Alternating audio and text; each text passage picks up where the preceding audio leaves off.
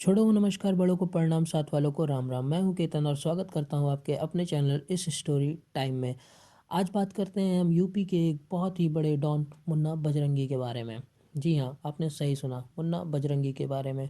यूँ तो ये रहने वाले जौनपुर के हैं। वैसे तो जौनपुर की पावन धरती पे बहुत सारे डॉन नेता पैदा हुए हैं, लेकिन कहते हैं मुन्ना बजरंगी से बड़ा डॉन आज तक कोई हुआ नहीं, क्योंकि एक लौता 7 लाख इनामी बदमाश और 7 गोली खाने के बाद भी इनकाउंटर में जिंदा रहने वाला एक लौता मुन्ना बजरंगी है। कहते हैं 1998 में यूपी पुलिस को पता चला कि मुन्ना बजरंगी यूपी और दिल्ली के बॉर्डर के बीच में कहीं है। तो यूपी पुलिस और दिल्ली पुलिस का एक जॉइंट ऑपरेशन हुआ। यूपी से स्पेशल टास्क फोर्स एसटीएफ और दिल्ली से साइबर सेल जो टेररिस्ट का देखती है, उन दोनों का एक जॉइंट ऑपरेशन हुआ। फिर इनकाउंटर चला। इनकाउंटर में मुन्ना बजरंगी को 7 गोलियां लगी और उसके साथ उसका एक दोस्त था जिसे 4 गोलियां लगी।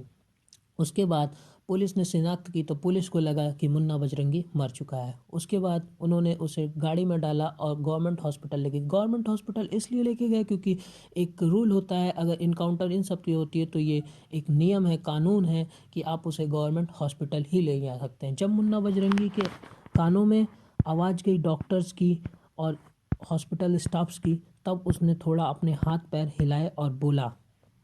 तब डॉक्टर को लगा कि अभी ये ज़िंदा है। फिर उसका ऑपरेशन हुआ और 7 गोलियां निकाली गई, उसे बचाया गया। इस बीच फिर जब वो रिकवर हो रहा था तो एक डीसीपी थी, उससे मिलने गई। तो मुन्ना बजरंगी ने उनसे बोला कि मैम ये आपने अच्छा नहीं किया। वो घबरा गई। तो वहाँ खड़े और भी पुराने ऑफिसर्स थे, उन्होंने कहा क्या, एक तो वो तुम्हें देखने आई हैं, ऊपर से तुम उन्हें डरा रहे हो। तो ये तो हुई एक तरफ की कहानी। अब आइए देखते हैं ये मुन्ना बजरंगी था कौन, ये मुन्ना बजरंगी है कहाँ का, ये मुन्ना बजरंगी डॉन बना कैसे। जौनपुर ज़िले में एक गांव है जिसका नाम है पूरे दयाल गांव। तो पूरे दयाल गांव का एक किसान का बेटा, इसके पिताजी चाहते थे कि पढ़ लिख कर एक सरकारी नौकरी करे, लेकिन मुन्ना बजरंगी जैसे जैसे बड़ा होते गया उसे कुछ लोगों के साथ रह के पिक्चर देखने की आदत लगी और फिर कुछ धीरे धीरे इसे लगा कि थोड़ी सी हवाबाजी टाइप की कुछ काम करो, मतलब जैसे कि लोग डरें। तो इस वजह से उसे थोड़ी भाईगिरी और इन सब में ज़्यादा शौक बढ़ता गया। उसने 5वीं के बाद पढ़ाई छोड़ दी। उसके बाद कुछ दिन बाद इसने कालीन का काम किया, किसानी भी नहीं की। उसके बाद गलत सौगत में पड़ते ही मारपीट ये सब करने लगा और फिर 17 साल की उम्र में इसकी घर वालों ने इनकी शादी कर दी। और जब शादी हुई तो उस वक्त इसके पास पैसे थे। 250 रुपये में पहला कट्टा इसने खरीदा था, देसी कट्टा। 1998 की बात है, इस इनकाउंटर से थोड़ा ही पहले की, थोड़ा और पहले की बात है। जब देसी कट्टा खरीदा 250 रुपये में, शादी के फ़ौरन बाद कुछ ही दिनों बाद इसके चाचा की किसी उसी गांव में किसी एक शख्स से लड़ाई हो गई। उस लड़ाई के दौरान में उसके चाचा को उसने गाली वाली दे दी। तो मुन्ना बजरंगी को इस बात पता चली। उसी 250 रुपये के कट्टे को लेके उसके पास पहुंचा और सीधा गोली चला दी।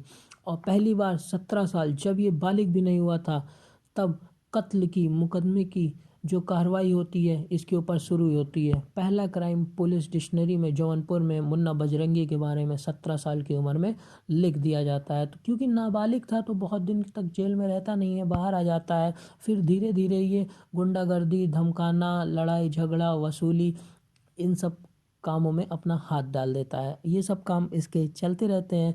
इसी बीच में इसका एक शौक था कि बड़ा क्रिमिनल बनना है, भाई बनना है।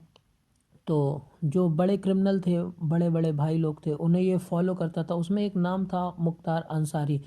तो मुख्तार अंसारी का एक नाम हो गया था कि वो क्राइम की दुनिया से निकल के एक राजनीति में आ गए, विधायक भी बने।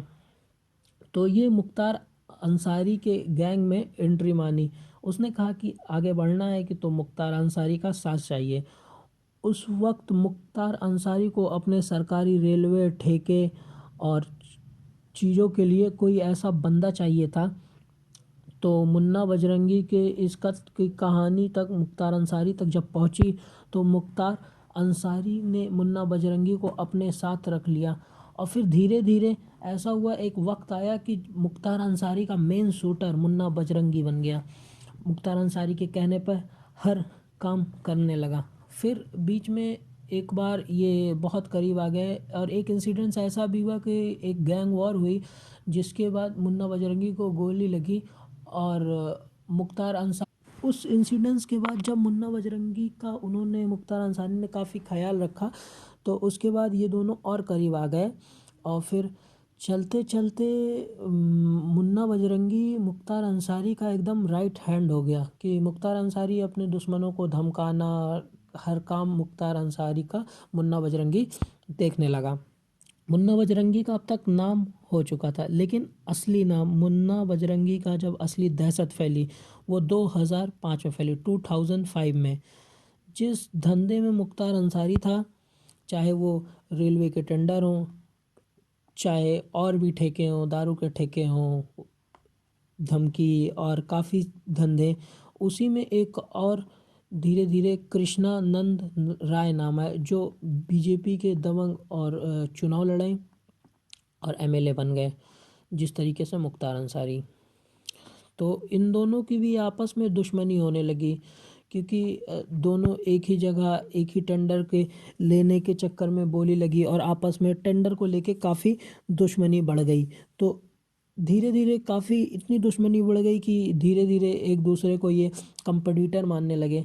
तो हमला हुआ, गैंग वॉर हुई, एक दूसरे के गैंग के कभी काफ़ी लोग मारे गए। तो कहते ही हैं कि मुख्तार अंसारी ने मुन्ना बजरंगी को ये काम सौंपा कि इनका काम ख़त्म करना है। तो कहते हैं 2005 में मुन्ना बजरंगी पूरी प्लानिंग के साथ अपने लोगों के साथ पहुंचता है लखनऊ में, और उसने कृष्णानंद राय को गाड़ी को घेर के, यूपी के कहते हैं यूपी के इतिहास में इससे ज़्यादा कभी गोलियां चली नहीं है, 400 राउंड गोलियां दोनों तरफ चली। अकेले 40 से 60 के करीब कृष्णानंद राय के बॉडी से बुलेट निकले, इतनी गोलियां मारी गई थी। इस कृष्णानंद राय के साथ जो लोग थे, मौत के बाद जाहिर सी बात है यूपी में हंगामा मच गया, एमएलए की हत्या हो गई और AK-47 का इस्तेमाल हुआ अकेले एमएलए के जिस्म से 50 से 60 गोलियां निकली। उसके बाद मुख्तार अंसारी का भी नाम आया, जिसमें से कृष्णानंद राय के हत्यारे के तौर पे मुख्तार अंसारी का भी नाम आया। हालांकि लेकिन इस कृष्णानंद राय के मर्डर के बाद मुन्ना बजरंगी की दहशत चलने लगी और फिर मुन्ना बजरंगी यूपी से निकलकर बिहार और क्षेत्रों में जाके अपने क्राइम को अंजाम देने लगा। 44 से ज़्यादा कत्ल के मामले अकेले मुन्ना बजरंगी के ऊपर दर्ज थे, जो देखने में थे। धीरे धीरे कद इतना बड़ा कि मुन्ना बजरंगी यूपी पुलिस के लिए, एसटीएफ के लिए एक सिरदर्द बन गया। लगा कि अब इसे रोकना ही पड़ेगा। इसके बाद STF, UP police Munna Bajrangi के पीछे पड़ी और फिर मुन्ना बजरंगी को खबर लगी कि यूपी में अगर वो पकड़ा गया तो उसकी इनकाउंटर हो जाएगा। फिर कुछ दिन वो दिल्ली रहा, फिर दिल्ली के बाद जो है वो दुबई गया, मुंबई गया। कहते हैं फिर अंडरवर्ल्ड के साथ भी उसका कनेक्शन बैठा, फिर वो वापस मुंबई आया, फिर मुंबई में रहने लगा। बट उसे मालूम था कि जब यूपी पुलिस और एसटीएफ जब भी पकड़ेगी उसे इनकाउंटर कर देगी।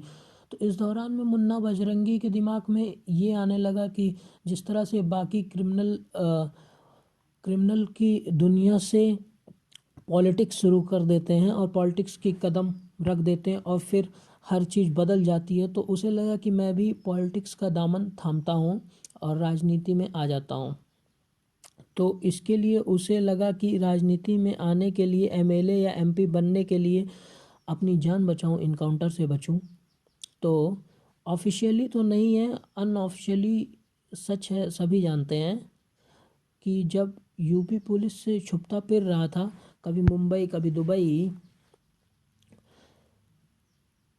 29 अक्टूबर 2009 को दिल्ली पुलिस को अचानक खबर आती है मुंबई के मलाड इलाके से मुन्ना बजरंगी को गिरफ्तार कर लिया जाता है, जो 7 लाख का इनामी है। कि ये बात बड़ी अजीब थी कि दिल्ली पुलिस की जो स्पेशल सेल थी, जो 99 में इनकाउंटर में 7 गोलियां लगी थी, फिर भी वो बच गया था। उसी स्पेशल सेल के को ये खबर आती है। और फिर जो है मुंबई से जब गिरफ्तार किए जाते हैं, उसे दिल्ली लाया जाता है, दिल्ली से तिहाड़ जेल में रखा जाता है। उसके बाद खबर ये आती है कि मुन्ना बजरंगी खुद दिल्ली पुलिस ने गिरफ्तार नहीं किया, ये मुन्ना बजरंगी की प्लानिंग थी। क्योंकि उसे मालूम था अगर यूपी पुलिस के हाथ चला तो उसका इनकाउंटर होगा, इनकाउंटर ना हो और उसकी जान बच जाए, इसलिए वो किसी और राज्य के पुलिस के हत्थे चढ़ जाए और बच जाए। और कई ऐसा क्राइम की दुनिया में कई बार होता है कि कई बार क्रिमिनल जान बचाने के लिए इस पुलिस से नहीं दूसरे पुलिस से पकड़ा के जेल जाते हैं। कहते हैं कि एक अपना पूरी सेटिंग इनकाउंटर की और जेल तक जाने की मुन्ना बजरंगी ने खुद की और दिल्ली पुलिस के हत्थे चढ़ा। फिर जाहिर सी बात है दिल्ली में उसके बहुत ज़्यादा क्राइम नहीं थे, फिर दिल्ली पुलिस ने यूपी पुलिस को सौंपा। लेकिन यहाँ फ़र्क ये था ऑफिशियली कि मुन्ना बजरंगी यूपी पुलिस को सौंप दिया गया तो इसका इनकाउंटर नहीं हो सकता, क्योंकि पुलिस उस समय मजबूर थी, क्योंकि ऑफिशियली मुन्ना बजरंगी सौंप दिया गया था। उसके बाद मुन्ना बजरंगी को ले जाया गया अलग अलग जगहों पे, उसके तमाम मुकदमे थे, तारीख पे तारीख लगती रही और उसके लेके जाते रहे। और मुन्ना बजरंगी जेल में था। इसी जेल में रहने के दौरान उसने फिर प्लान किया कि वो जेल में रहेगा और इलेक्शन लड़ेगा। फिर उसने एक विधानसभा का इलेक्शन लड़ा और बुरी तरह हार गया। फिर उसने विधानसभा का चुनाव लड़वाया और बीबीबी हार गई। इस दौरान में अलग अलग जेलों में रहा और मुकदमे की सुनवाई हुई, जेल में जाते रहा। और कहते हैं ये जेल में रहते हुए भी अपनी दबंगई चालू रखता था, जेल से ही अपनी धंधा चलाता रहता था, जेल से ही इसका पूरा नेटवर्क चलता रहता था। ऐसे ही जेल से उसने धमकी दी थी बीजेपी के विधायक वसूली के लिए।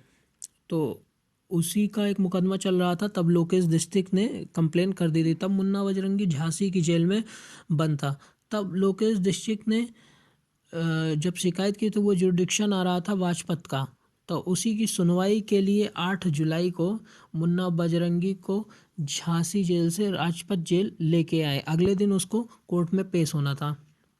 लेकिन बागपत जेल में लाने के बाद कई लोगों को पता थी कि मुन्ना बजरंगी की तारीख है, पेशी है, तो वो और ये यहाँ लाया जाएगा। तभी जब ये जेल में आया 9 जुलाई 2018 को जेल के अंदर जहाँ कैदी हाथ मुँह धोते हैं, अचानक गोलियां चलने की आवाज़ आती है। थोड़ी देर के बाद पता चलता है कि मुन्ना बजरंगी को गोली लगी और वो वहीं ज़मीन पे गिर चुका है। गोली मारने वाला एक दूसरा क्रिमिनल था जिसका नाम था सुनील राठी। उसके साथ इसकी दुश्मनी पुरानी भी थी, बट कहते हैं कि सुनील राठी और इसकी दुश्मनी की वजह से गोली नहीं लगी, ये एक प्लानिंग थी और साजिश थी बड़ी ऊंची लेवल की।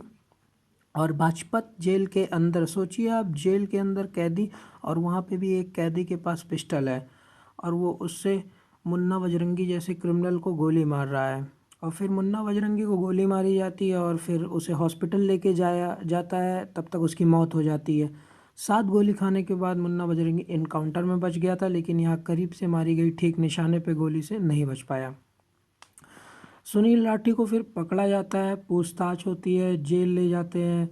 जेल के जो जेलर होते हैं, सुपरिटेंडेंट होते हैं, कई इसमें सस्पेंड भी कर दिए जाते हैं, लेकिन जो काम होना था वो हो गया। इसमें ये भी कहा गया था कि मुन्ना बजरंगी को जेल के अंदर निपटाने के लिए इसमें कई सारे लोग इन्वॉल्व थे, बाकायदा ये प्लानिंग के तहत सब कुछ हुआ। तो इस तरीके से एक डॉन जो लगभग 20 से ज़्यादा साल तक क्राइम की दुनिया में अपना कदम रखा, तेज़ी से आगे बढ़ा और मुख्तार अंसारी का मेन शूटर बना, 7 गोली खा के जिंदा बचा, मुंबई पहुंचा, दुबई पहुंचा, दूसरे स्टेट की पुलिस से सेटिंग करके सिलेंडर किया, गिरफ्तार हुआ और आखिर में उसका जेल में मर्डर हो गया। आखिर में ये भी कहते हैं धीरे धीरे उसने सारे गवाहों को हटा के बरी हो रहा था। और फिर जब उसका प्लान यही था कि जब एक बार बेल पे बरी होगा तो वो चुनाव लड़ेगा और इलेक्शन जीतेगा, एमएलए बनेगा। और उसने खादी के कपड़े भी पहनने शुरू कर दिए थे, सफ़ेद कपड़े नेताओं की तरह। लेकिन ये हसरत उसकी अधूरी रह गई, जेल के अंदर एक डॉन की मौत हो गई। ये थी पूरी कहानी मुन्ना बजरंगी की। और आखिर में आपको ये बता दूं कि मुन्ना बजरंगी वो डॉन था जिसने अपना नाम खुद रखा था। मुन्ना बजरंगी दरअसल उसका नाम मुन्ना बजरंगी नहीं था, उसके माँ बाप ने उसका नाम प्रेम प्रकाश रखा था।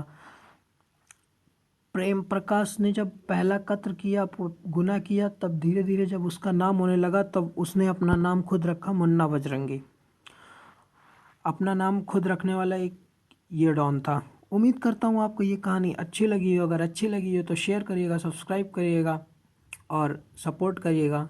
धन्यवाद दोस्तों। कल फिर मुलाकात होगी एक और ऐसी इंटरेस्टिंग स्टोरी के साथ। तब तक के लिए गुड बाय।